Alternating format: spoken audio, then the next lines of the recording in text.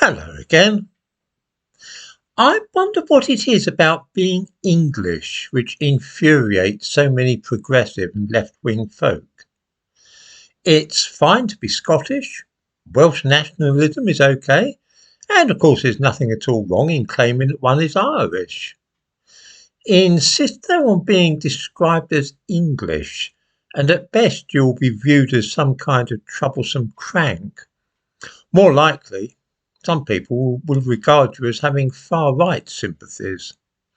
There is something odd and a little sinister about this. Once upon a time, it was universally accepted that there was an English people. We spoke openly of English customs, the English sense of humour, the English habit of queuing, what it meant to be English. Poets like Kipling and G.K. Chesterton wrote about being English and what it meant. People were actually proud to be English in the same way that Germans are proud to be German and Russian. It was simply natural to feel patriotism and affection for our country and loyalty towards it. Then along came the idea of being global citizens, people dedicated to an idea greater than just one country. And intellectuals began to be distinctly sniffy about those of us who defined ourselves by some narrow national label. We should have bigger ideas than just belonging to some little nation. We should be Europeans, or even citizens of the world. How ridiculous that we should feel bound to one little patch of earth and identify only with other people born and raised in that narrow space. Who would want to be a little Englander? The answer is, of course, most ordinary people. But then the intelligentsia in this country has always despised the masses, the working class.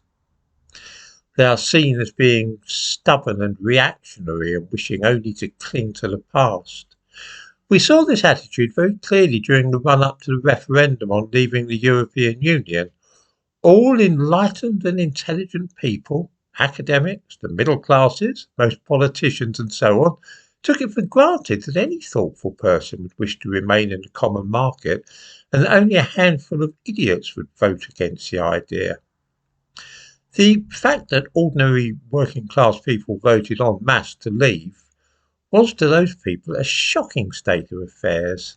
Clearly the proletariat didn't know what was good for it. Today, the sight of the English flag is odious to many, how can I put it, liberal people, progressive people, educated people. The cross of St George is associated in their minds with football hooliganism, racist demonstrations and neo-Nazis. It is quite literally inconceivable to such folk that we could possibly feel any tribal allegiance towards such a symbol.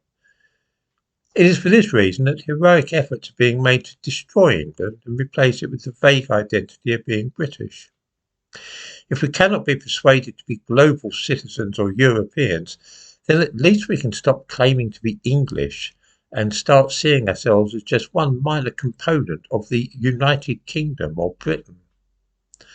The reason for this determination to stamp out the idea of Englishness is because those hoping to dismantle our national identity are well aware that it is the English who are most numerous by far in Britain, and that if there is to be any hope at all of making this country a vague multiracial entity where Englishness is not valued above African culture or Islam, then it is English identity which must be eradicated.